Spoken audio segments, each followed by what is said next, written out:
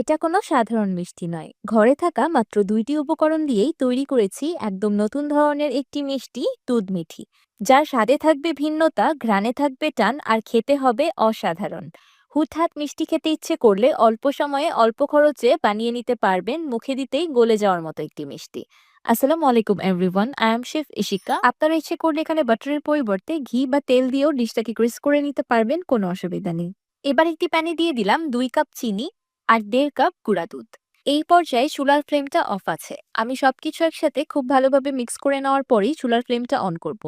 এবার দিয়ে দিলাম 2/3 কাপ পানি। এবার পানিটাকেও গুঁড়া দুধ আর চিনির সাথে খুব ভালোভাবে মিশিয়ে নিব। এই পর্যায়ে চুলার ফ্লেমটাকে অন করে দিব।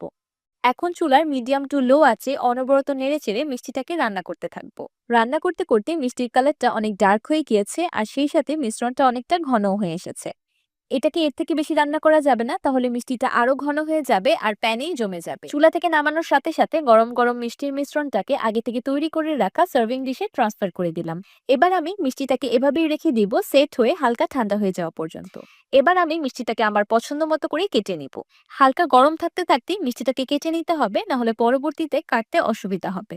তো তৈরি হয়ে গেল ঝামেলাবিহীনভাবে একদম ভিন্ন স্বাদের দুধ মিঠি মিষ্টি।